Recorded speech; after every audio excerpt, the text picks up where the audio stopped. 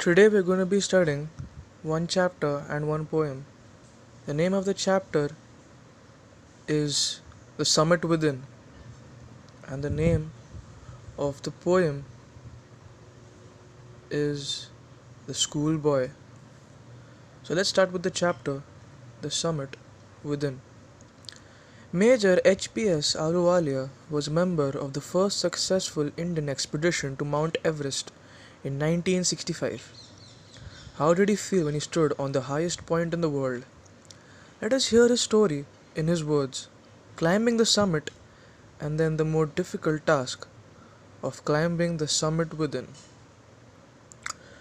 Of all the emotions which surged through me as I stood on the summit of Everest, surged means arose suddenly and intensely, looking over miles of panorama below us. Panorama is a view of a wide area. The dominant one, I think, is humility. So the emotion he felt the most as he stood on the summit of Everest was humility, not pride, but humility. The physical in me seemed to say, "Thank God it's all over." However, instead of being jubilant, jubilant means very happy because of success, there was a tinge of sadness. Was it because I had already done the ultimate in climbing and there would be nothing higher to climb, and all roads hereafter would lead down? Tinge means a trace or shade. By climbing the summit of Everest, you are overwhelmed by a deep sense of joy and thankfulness. It is a joy which lasts a lifetime. The experience changes you completely. The man who has been to the mountains is never the same again. As I look back at life after climbing Everest, I cannot help remarking about the other summit, the summit of the mind, no less formidable and no easier to climb. Even when getting down from the summit, once the physical exhaustion had gone, I began asking myself the question as to why I had climbed Everest. Why did the act of reaching the summit have such a hold on my imagination? It was already a thing of the past, something done yesterday. With every passing day, it would become more remote. And then what would remain? Would my memories fade away slowly? All these thoughts led me to question myself as to why people climb mountains. It is not easy to answer the question. The simplest answer would be, as others have said, because it is there. It presents great difficulties. Man takes delight in overcoming obstacles. The obstacles in climbing a mountain are physical. A climb is a summit means endurance, persistence, and willpower. The demonstration of these physical qualities is no doubt exhilarating, as it was for me also. Now, willpower means the power to never give up. Persistence means to keep trying, to constantly try, never give up. Endurance. All of these words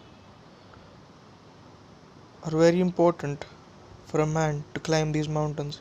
All these emotions, they should possess such qualities rather. I have a more personal answer to the question. From my childhood, I have been attracted by mountains. I had been miserable, lost when away from mountains in the plains. Mountains in nature at its best. Their beauty and majesty pose a great challenge. And like many, I believe that mountains are a means of communion with God. Communion is a feeling of close relationship.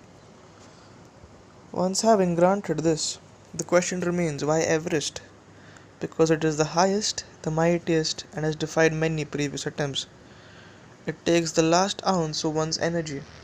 It is a brutal struggle with rock and ice. Once taken up, it cannot be given up halfway, even when one's life is at stake. The passage back is as difficult as the passage onward. And then, when the summit is climbed, there is the exhilaration. Exhilaration means excitement. The joy of having done something. The sense of a battle fought and won. There is a feeling of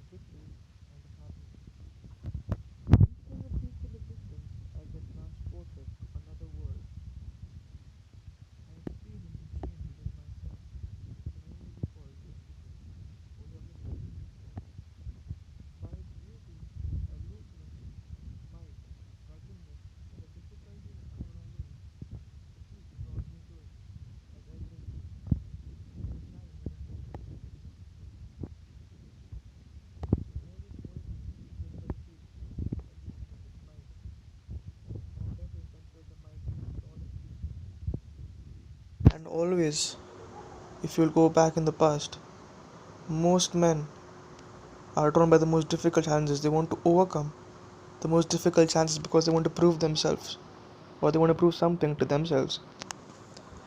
So, taking up Everest was what he wanted to do. He wanted to overcome Everest. Looking back, I find that I have not yet fully explained why I climbed Everest. It is like answering a question: why you breathe? Why do you help your neighbor? Why do you want to do good acts? There is no final answer possible. And then there is the fact that Everest is not just a physical climb. The man who has been to the mountain top becomes conscious in a special manner of his own smallness in this large universe. The physical conquest of a mountain is only one part of the achievement. There is more to it than that. It is followed by a sense of fulfillment. There is the satisfaction of a deep urge to rise above one's surroundings. It is the eternal love for adventure in man. The experience is not merely physical, it is emotional, it is spiritual. Consider a typical climb towards the summit on the last heights. You are sharing a rope with another climber. You firm in. He cuts the steps in the hard ice. Then he belays you and you inch your way up. Belays means he lifts you up in a way using the rope. The climb is grim. You strain every nerve as you take every step. Famous climbers have left records of the help given by others. They have also recorded how they needed just that help, else they might have given up. Breathing is difficult. You curse yourself for having let yourself in for this. You wonder why you ever undertook the ascent, the climb rather. There are moments when you feel like going back. It would be sheer relief to go down instead of up. But almost at once you snap out that mood. There's something in you that does not let you give up the struggle. And you go on. Your companion keeps up with you. Just another 50 feet or 100 maybe, you ask yourself. Is there no end? You look at your companion. He looks at you. You draw inspiration from each other. And then, without first being aware of it, you are at the summit. Looking around from the summit, you tell yourself that it was worthwhile. Other silvery peaks appear through the clouds. If you are lucky, the sun may be on them. The surrounding peaks look like a jeweled necklace around the neck of your summit. Below you see vast valleys sloping into the distance. It is an ennobling, enriching experience to just look down from the summit of a mountain. You bow down and make your obeisance to whichever god you worship. Make your obeisance means show your obedience or submission. I left on Everest a picture of Guru Nanak. Rawat left a picture of goddess Durga. Fodurji left a lyric of the Buddha. Edmund Hillary had buried a cross under a cairn. A cairn is a heap of rocks and stones in the snow. These are not symbols of conquest but of reverence. Now, reverence means your faith, undying faith in God, your sincerity towards Him. The experience of having climbed to the summit changes you completely. There is another summit. It is within yourself. It is in your own mind. Each man carries within himself his own mountain peak. He must climb it to reach a fuller knowledge of himself. It is fearful and unscalable. It cannot be climbed by anyone else. You yourself have to do it. The physical act of climbing to the summit of a mountain outside is akin to the act of climbing the mountain within. The effects of both the climbs are the same. Whether the mountain you climb is physical or emotional and spiritual, the climb will certainly change you. It teaches you much about the world and about yourself. I venture to think that my experience as an Everester has provided me with the inspiration to face life's ordeals resolutely. Resolutely means with determination or firmness, and ordeals are whatever painful experiences, challenges you face throughout life. So, climbing the mountain was a worthwhile experience. The conquest of the internal summit is equally worthwhile. The eternal summits are perhaps higher than Everest. HPS Aluwalia.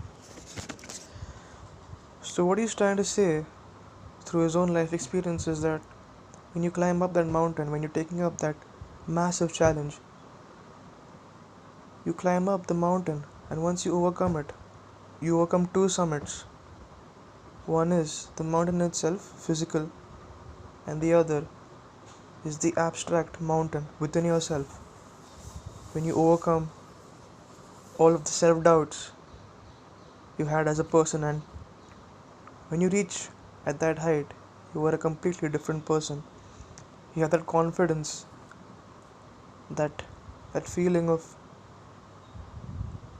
jubilance, which only comes with success, which only comes when you have actually done something in life. And he also goes on to say by the end of the story that the internal summit is more important than the actual climbing of the Everest. You can find that you don't necessarily have to climb a mountain to, help fight your internal summits. You can find it in anything. You can be inspired by anything. HPS Aluwalia found his in the mountains, where he knew that if I overcame this, I would overcome all of my self doubts within. All we have to do is find our Everest. It could be anything else. It could even be the mountain in itself. All we need to do is be brave and never give up. We should have that sense of persistence, endurance, and willpower to face any challenge which comes before us. So, this was the chapter, The Summit Within. Moving on to the poem, The Schoolboy. The schoolboy in the poem is not a happy child. What makes him unhappy? Why does he compare himself to a bird that lives in a cage, or a plant that withers when it should blossom? Let us begin. I love to rise in a summer morn, when the birds sing on every tree. The distant huntsman winds his horn, and the skylark sings with me. Oh, what sweet company! But to go to school in a summer morn, oh, it drives all joy away. Under a cruel eye outworn, the little ones spend the day in sighing and dismay. Ah, then at times I drooping sit, and spend many an anxious hour. Not in my book can I take delight, nor sit in learning's bar, worn through with the dreary shower. How can the bird that is born for joy sit in a cage and sing?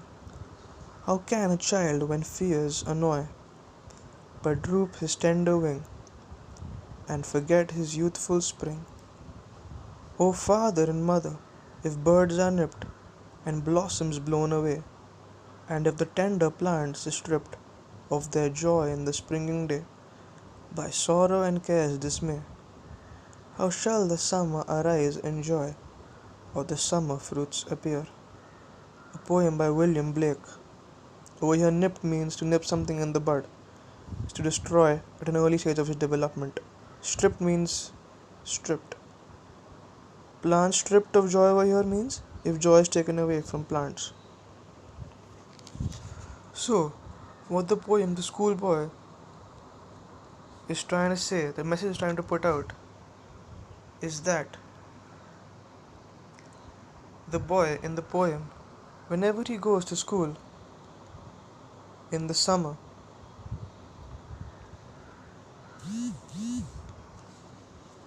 he feels, he actually feels that there's no use of him going there.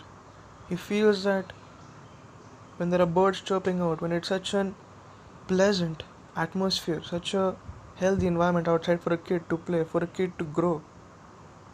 His buds are being nipped, his wings are being cut off, and he's been sent to school just like a bird in a cage. Even though the cage is made of gold, it is still a cage. His freedom is still being curbed in the summer, especially the summer. The kid can't focus in class because he wants to play outside badly and enjoy the weather. Towards the poem's end, the boy wonders how children can grow and thrive if they are not allowed to enjoy the summer.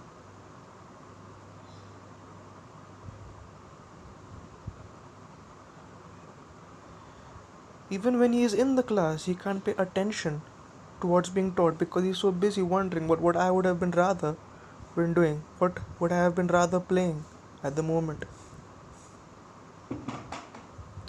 In the fourth verse, the speaker asks, how can the bird that is born for joy sit in a cage and sing? Here, the poet is comparing young children, so full of energy and happiness, to songbirds who deserve to tumble free and soar on the winds. But like songbirds trapped in a cage, children trapped in a classroom cannot express themselves, cannot capitalize on all that excess energy, and therefore their potential is being wasted. The speaker addresses parents in the final two verses, asking how, if birds are nipped, and if the tender plants are stripped of their joy, how shall the summer fruits appear? That is, if children are stripped of their ability to play and have fun in the summer season, how shall they grow and develop to the fullest extent? The poem is about allowing children to be children, to run and play outside, to experience the benefits of nature and of the seasons. This practice is equally as beneficial to them as academic learning, and in times such as those in the poem, arguably more so. For on this beautiful summer day, the speaker can pay no attention to his lessons. He would rather be outside.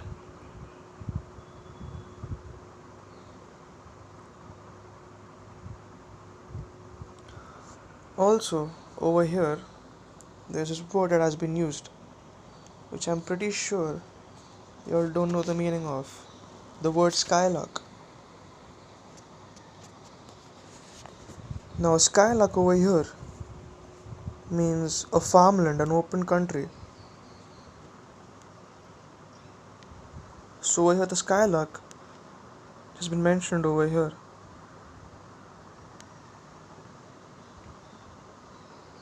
It's a symbol for the open farms, the fields where he could have been playing. It's symbolic to the freedom of the boy. So, a wonderful poem, a beautiful poem rather, by William Blake.